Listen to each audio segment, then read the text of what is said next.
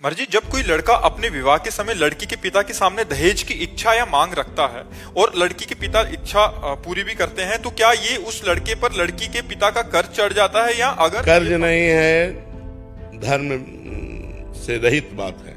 ब्याह हो गया, अब लड़की पक्ष का जो भाव था वो वर पक्ष को दे दिया, बातचीत नहीं हुई। कहीं भी हमें शास्त्र में नहीं लिखा मिला कि उन्होंने हमसे कहा कि हम इतना इतना इतना देंगे। वो कन्या दी, उसके साथ जो उनका भाव रहा, वो चाहे 1000 सोने के रथ, 1000 हाथी, ये वो दे दिए। मांगना, तय करना, ये बिल्कुल शास्त्र विरुद्ध आचरण है, बिल्कुल नहीं करना चाहिए। ना तो लड़के पक्ष को ये बात रखनी चाहिए, लड़के पक्ष को बात रखनी चाहिए तुम्हारी लड़की हमारे लड़के के सुयोग्य बर, ये काफी है, अब आपका जो मनावे सो दे देना, हम उसकी आकांक्षा नहीं रखते।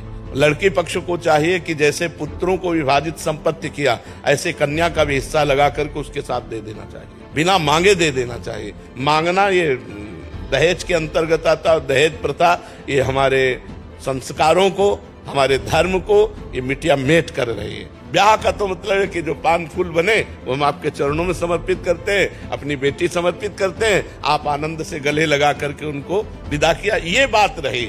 और ये दहेज प्रथा जब तक रहेगी हमारे समाज में कलंक है, कैंसर है ये, जो लड़कियों के अस्तित्व को मिटाने वाली है, जो लड़की के प्रति हे भाव पैदा करने वाली। सुशील, सज्जन, शांत, परम पवित्र परिवार कोई लेने के लिए लड़की तैयार नहीं, तैयार है रुपया लेने के लिए। 10 लाख फलदान में दीजिए, इतने परीक्षा में दीजिए, इतने ब्याह में दीजिए। किसान आदमी 10 लाख कहां से देगा? किसान आदमी को जीना मुश्किल होता है, उसकी सिंचाई, उसकी मल, बहुत कोई 100-200 बीघा का जमींदार हो तो बात अलग है, 10-10 बीघा जमीन है, उसी से पूरे परिवार का पोषण होता है। कुछ चंद रुपए बचे, वो स्कूल आदि की पढ़ाई, कपड़ा लत्ता, इसमें खर्चा होता है। अरे बड़े खर्चा गृहस्थी में होते हैं। तो ब्याह का मतलब खूब बढ़िया खवा पिया दिया, जो रूखा सूखा है वो तुम्हें दे दिया, और बिटिया लो और कमाओ खाओ जाके। अब ये जो दोहन किया होती है दहेज में, ये बिल्कुल निषिद्ध है। हमें लगता है न देना चाहिए न लेना चाहिए।